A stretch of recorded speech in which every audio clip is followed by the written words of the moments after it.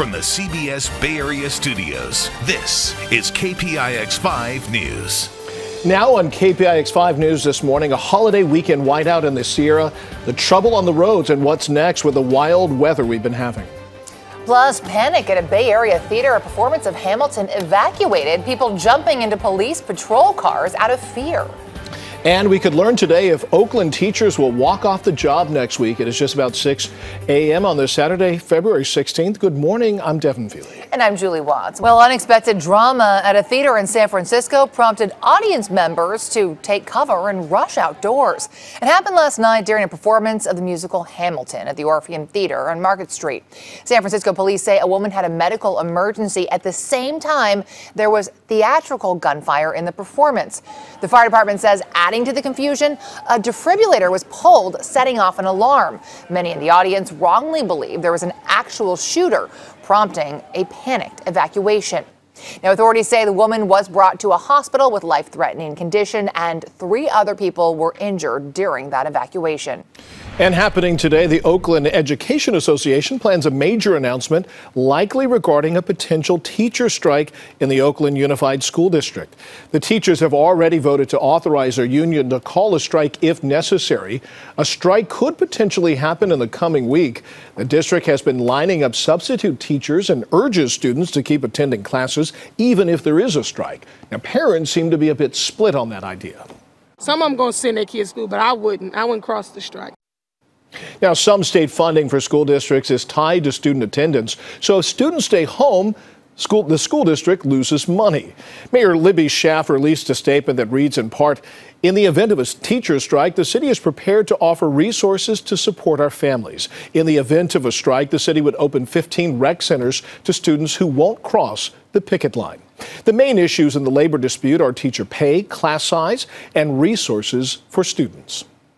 Well, a UPS truck driver is being credited for helping law enforcement during a bizarre carjacking and hostage standoff in San Jose. The drama came to an end Thursday near First Street and Trimble Road after one of the suspects ran from the UPS truck with a gun and was fatally shot by police. Here's a look at the police pursuit that led to that standoff. Investigators say a man and a woman carjacked the UPS truck and tried to get the driver to help them elude officers and deputies. Police Chief Eddie Garcia says the UPS driver calmly thwarted the suspect's plan. He purposely drove over the spike strips. They wanted him to drive faster, and he lied and told them that the UPS truck had a governor and it couldn't go over 50 miles an hour because he didn't want the police to lose the truck. Now, the dead suspect is identified as Mark Morosky of Saratoga. The other suspect, Joanna Mae Macy Rogers, is in custody. Investigators say she shot at sheriff's deputies during part of that chase. Stanford University is now apologizing for a security breach that allowed students to snoop on their classmates. The breach happened a few weeks ago. Personal information like social security numbers, high school transcripts, even criminal records was all information provided during the students' admission process. The breach was exposed by the university newspaper, the Stanford Daily. A university spokesperson emailed us a statement acknowledging the records of 93 students were hacked in late January. Now, it reads in part, "We regret this vulnerability in our system and apologize to those whose records were inappropriately viewed. We have worked to remedy the situation as quickly as possible and will continue working to better protect our systems." Hopefully, I guess Stanford learns from this, makes their systems more secure. The university says the IT program that deals with admissions is now being replaced. In Livermore, Del Valle Regional Park will be closed through March 3rd due to high lake levels. That includes the campground and marina. Now, the Park District is getting ready for potential flooding. In Southwest Martinez, crews are trying to repair this crumbling roadway. Chunks of Bear Creek Road fell into a creek just north of Garcia Ranch Road. Right now, one lane is shut down on that route, which links to Martinez and Pinole. And in San Francisco, people living in flood-prone areas can pick up free sandbags from Public Works today. You can grab them from 8 until 2. At their operations yard on Kansas and Marin Streets. You are allowed up to 10 free sandbags. Got some football off top. And the long saga of Colin Kaepernick is over. The NFL had to feel like that guy tied to the chair as Samuel L. Jackson delivered his Path of the Righteous Man speech in Pulp Fiction. And unlike that guy, the league's only way out was to settle. And that's what happened yesterday. Settlement reached, announced by putting away the lawsuit that the league owners colluded to keep the embattled Niners quarterback off the field and out of football because of national anthem protests.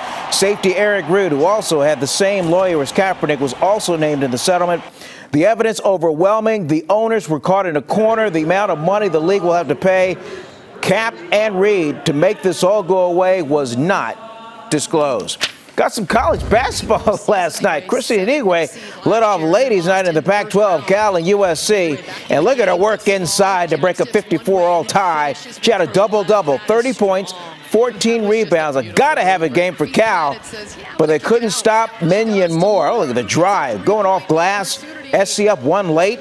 And in the clutch, when it counted, Minion Moore again. She scored 27. Trojans beat the Bears final of 86-76. Natara Vanderveer at Stanford, when she speaks, it means business. At UCLA, it lost 3 of 5 early in the fourth. Bruins hanging tough. Michaela Onyenware with a strong move. She had a team-high 21. But Stanford would answer with Kiana Williams. Off the miss, Saya. 3 of her 15. Cardinal up 5. Late in the fourth, Australian Alana Smith. Fake and drive to the bucket. She had 22. Stanford held off UCLA 65-51. Cardinal will face USC tomorrow. Got some golf for you, man. All kinds, just a soggy mess in this one as they have to finish up round 2 before they play on. Tiger Woods, he's got to play 6 holes today in order to try even make the cut. All that at the PGA stop down in L.A. at Riviera Country Club. That is sports at this hour. I will see you later. Celebrities had to deplane after a mid-air scare in Southern California. Friends actresses Courtney Cox and Jennifer Aniston were aboard a private jet with a bunch of their friends when they had to make an emergency landing in Ontario yesterday afternoon. You can see the jet here. It lost a tire while leaving LAX and circled the airport before it landed. The group later took off on another private jet. Their destination was Cabo San Lucas. This week's storms brought down trees and power lines across the Bay Area. Yeah, it even took a toll on a coastal California icon. Take a look at this. The storm tore off a limb of the famous lone cypress at Pebble Beach. It's been standing on that granite hillside off 17 Mile Drive for about 2.5 centuries. It is one of the most photographed trees in the world. And it is time for us to call it a morning. Thank you for watching KPIX 5 News this morning.